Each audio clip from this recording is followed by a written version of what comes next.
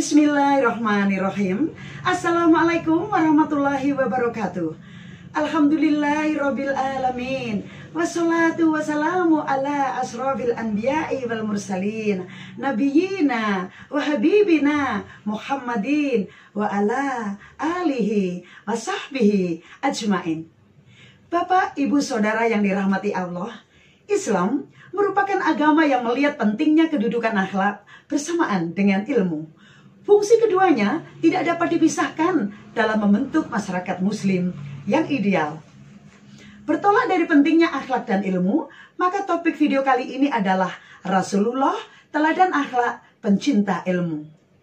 Allah SWT berfirman dalam Al-Quran surat Al-Mujadalah ayat 11. Yarfa'ilahul ladhina amanu minkum waladhina utul ilma darajat wallahu bima ta'maluna khabir. Artinya, Allah akan meninggikan orang-orang yang beriman di antaramu dan orang-orang yang diberi ilmu pengetahuan beberapa derajat. Islam juga mengajarkan bahwa mencari ilmu yang bermanfaat adalah gerbang menuju surga. Rasulullah bersabda, barang siapa menempuh jalan mencari ilmu, maka dimudahkan jalannya menuju surga. Akhlak berkaitan dengan soal bagaimana seseorang menuntut ilmu-ilmu dan menerapkannya dalam kehidupan. Seorang muslim yang baik mencintai ilmu tidak harus bersikap sombong lantaran telah merasa lebih mengetahui. Dalam konteks inilah, sosok Rasulullah Shallallahu Alaihi Wasallam dapat dipandang sebagai figur yang paripurna. Rasulullah telah mencapai puncak keilmuan. Sebagai utusan Allah, beliau mengetahui hukum Al-Quran sampai sedetil-detilnya, kemudian menyampaikan serta menjelaskannya kepada manusia.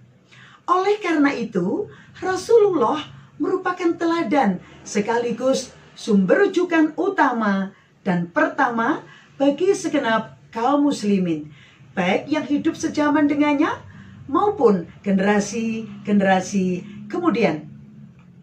Dalam sebuah hadis riwayat At-Tabrani, Nabi Muhammad SAW mengimbau segenap kaum muslim untuk menjadi seorang yang berilmu, atau orang yang belajar, atau orang yang mau mendengarkan ilmu, atau orang yang mencintai ilmu.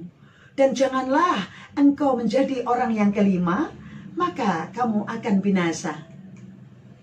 Rasulullah mendidik umatnya melalui sunnah agar mereka selamat dunia dan akhirat. Sebagai pecinta dan penyebar ilmu, Nabi Muhammad menerapkan sejumlah prinsip yang dapat ditiru oleh orang-orang saat ini. Pertama, kemudahan akses. Rasulullah hidup berbaur dengan umatnya, baik di Mekah, Madinah, atau di daerah manapun yang sempat disinggahi beliau.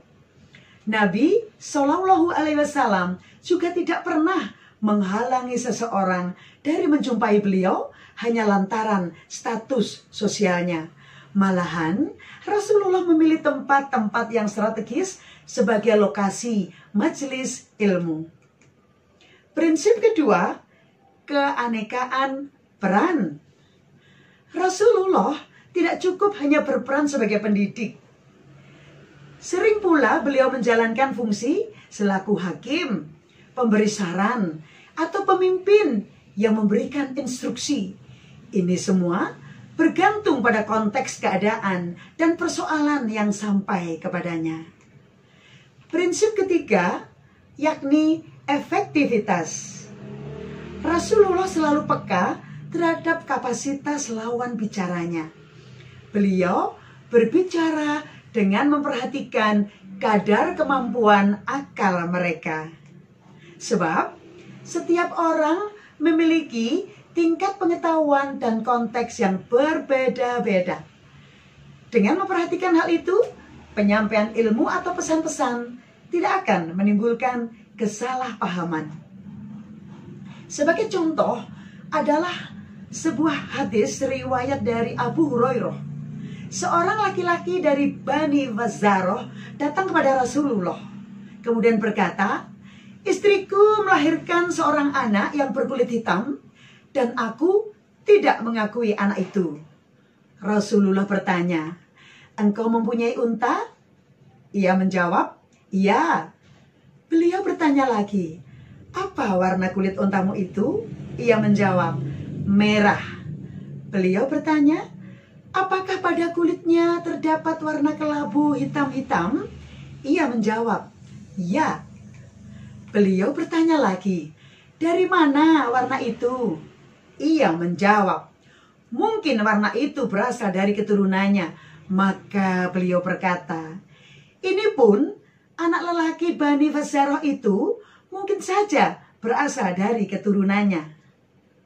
Rasulullah Shallallahu Alaihi Wasallam juga selalu hati-hati dalam menentukan sikap. Bila suatu kejadian belum mendapat hukumnya berdasarkan firman Allah, maka beliau lebih memilih diam hingga mendapatkan petunjuk darinya. Dalam sebuah hadis, Rasulullah bersabda, ajarkanlah, permudahlah, dan jangan mempersulit. Prinsip keempat, kesabaran. Hal ini terutama berkaitan dengan cara Al-Quran diturunkan Allah kepada Nabi Muhammad SAW melalui malaikat Jibril. Kitab suci ini sampai secara berangsur-angsur, tidak seketika utuh. Oleh karena itu, Rasulullah mengajarkan Al-Quran dan menerapkannya seiring dengan tahapan-tahapan turunnya Al-Quran. Proses pengajaran ini memerlukan waktu yang panjang dan daya juang yang tinggi. Kelima, hubungan yang erat. Meskipun memiliki kedudukan yang amat mulia, baik di tengah umat manusia maupun di hadapan Allah SWT, Rasulullah SAW menyukai kerendahan hati. Sebab itulah kunci untuk menjalin komunikasi dan relasi yang lebih baik dengan siapapun. Dengan demikian, pengajaran ilmu pengetahuan akan lebih diterima dengan simpati dan mendapatkan khalayak yang semakin luas. Prinsip keenam, menghindari kecenderungan monoton. Adalah wajar bagi seseorang untuk bosan dalam menghadapi rutinitas. Oleh karena itu, Rasulullah membuat pengajarannya secara variatif. Selain untuk mengelak dari kebosanan, cara ini juga berfungsi membuat para pendengarnya lebih terkesan. Bapak, Ibu, Saudara yang dirahmati Allah, segenap prinsip pengajaran itu dapat bermuara pada pentingnya persoalan akhlak di atas ilmu.